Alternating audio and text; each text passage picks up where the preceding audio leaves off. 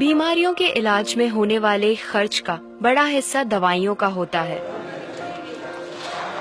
हमारी टीम की एक सदस्य ने आमतौर पर काम आने वाली कुछ दवाइयों का एक प्रिस्क्रिप्शन डॉक्टर से लिया। फिर उन्होंने ये दवाइयाँ बाजार में एक केमिस्ट की दुकान से खरीदी। कितना? 2151। और यही दवाइयाँ उन्होंने जेनेरिक मेडिसिन की दुकान से भी ली। कितना हुआ इसका?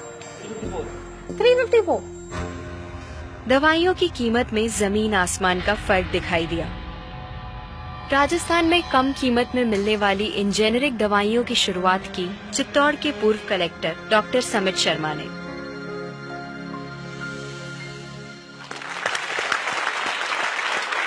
डॉक्टर समित, मुझे बताइए कि ये कैसा मुमकिन है कि हमारी जो कॉरेस्पॉन्डेंट थी वो वही दवाइयां उन्होंने 2000 कीमत में उनको मिली एक दुकान में, और जो जेनेरिक मेडिसिन है उस दुकान में जब गई तो उनको कम में मिली, 300 में मिली। ये कैसे मुमकिन है?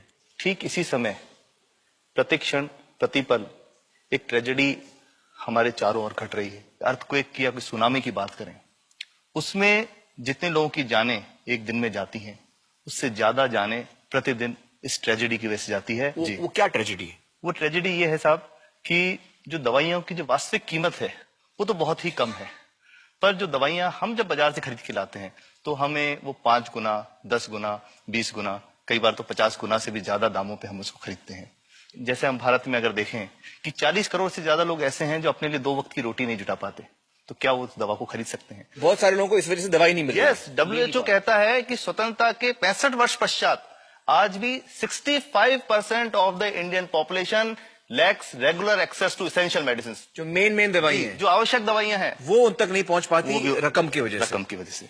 मुझे बताइए कि ये जो जेनेरिक मेडिसिन जो हम कहते हैं, अभी ये अंग्रेजी का शब्द है, इसको हिंदी में कैसे समझाएं? मैं आपको बहुत सरल भाषा में बताता हूँ। हाँ। तो ये जेनेरिक नाम जो दवा का जो मूल सॉल्ट है, जो इसके अंदर जो दवा है उसका नाम है, केमिकल नाम, उसका केमिकल नाम है। अब जैसे और उदाहरण अगर सरल करके बताएं इसको, तो जैसे ये लड़की दुबली पतली सी नजर आती है, तो मैं अगर डॉक्टर हूं हाँ। तो मैं इसको ये कहूं 1 गिलास दूध सुबह, 1 गिलास शाम को पिया कर। पर चिकित्सा के व्यवसाय में दुर्भाग्य से हमारे देश में ऐसा नहीं हो रहा। हम ये नहीं कहते कि आप भैंस का दूध लेके आइए, हम कहते हैं कि वो रामू की भैंस का दूध लेके आना। यही ब्रांडिंग है। ये जब उसकी दुकान पे जाती है, वो कहता है 500 रुपए लीटर है, लेना है कि नहीं लेना। तो जो 30 रुपए की चीज है वो 500 रुपए में मिलती है। तो अगर मैं डायबिटीज की दवा ले रहा हूं और अगर मैं ब्रांडेड दवा लेता हूं तो मुझे कितने की पड़ेगी? जैसे एक 117 रुपए में भी है, 117 रुपए में मिलती है। अब और अगर वही चीज हम उसके जेनेरिक मेडिसिन के नाम से लें तो वो कितने की बनती है? वो मात्र 1 रुपए 95 पैसे में 10 गोली मिलती है।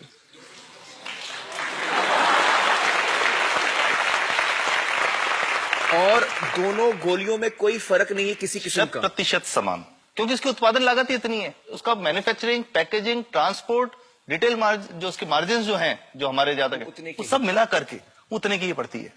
कुछ कैंसर के मैं आपको उदाहरण दूंगा, उसमें एक ही दवा जो ब्लड कैंसर के काम में आती है, बाजार में 1.25 लाख रुपए का एक पैकेट मिलता है। 1.25 लाख का एक पैकेट जो 1 महीने चलता है। और जेनरिक में वही दवा जेनरिक में अलग अलग कंपनीज जो बनाती हैं, एक 10,200 में बेचती है, एक 8,800 में बेचती है और एक 6,500 में बेचती है। मतलब ये आपका ये कहना है कि आपके ये प्रयास से इतने कम में राजस्थान में पब्लिक को, आवाम को ये दवाएं पहुंचा रहे हैं आप इस वक्त? जी, क्या बात है।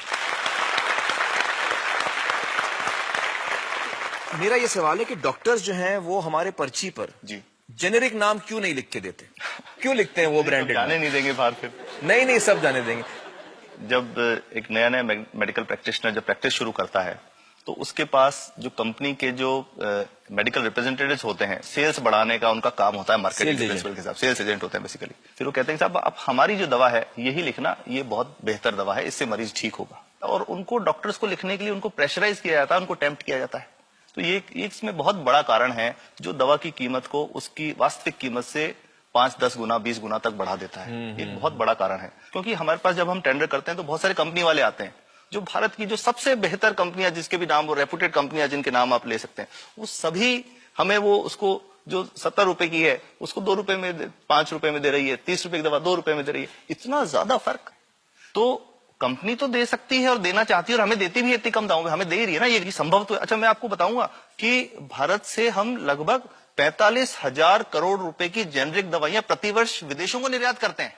आप भेजते हैं दुनिया भर में जेनरिक, ये जो सस्ती दवाएं हैं आप विश्व भर में भेजते हैं, विश्व और हमारे लोगों को नहीं मिल रही। हमारे देश में महंगी है, हमारे देश में महंगी है, और अगर ऐसा है तो हमें कोई ईस्ट इंडिया कंपनी की जरूरत नहीं, हम वापस उसी दिशा में जा रहे हैं।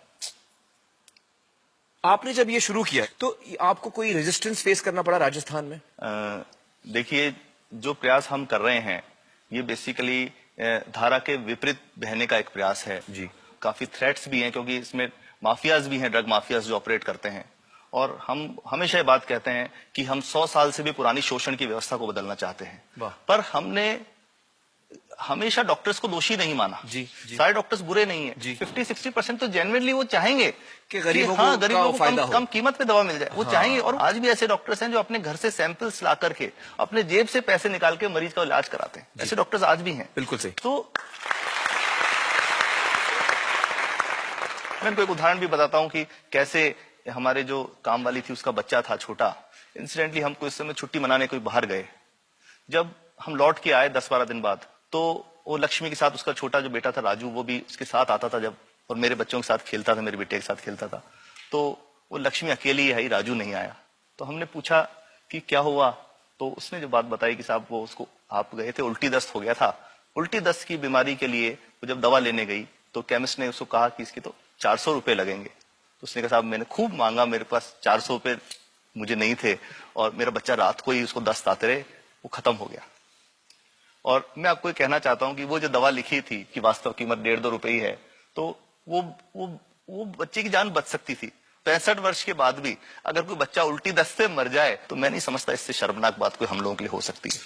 और सबसे बड़ी बात कि इसे आसानी से बदला जा सकता है। हमें सबको एक समन्वित, एक संगठित प्रयास करने की जरूरत है। ये तो कुछ भी नहीं है, कोई नई फैक्ट्री खोलनी नहीं, कोई नई दवा नहीं बनानी, ये सब जो गलत चल रहा है इसको रोकना ही तो है।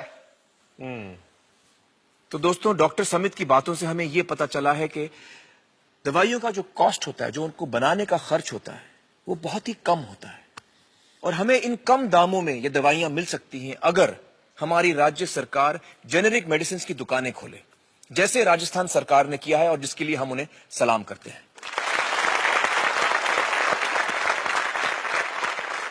एक बात और, अगर आप एक एनजीओ हैं और आप जेनेरिक मेडिसिन की दुकान खोलना चाहते हैं तो department of chemicals and fertilisers आपको 50,000 रुपए की ग्रांट भी देता है।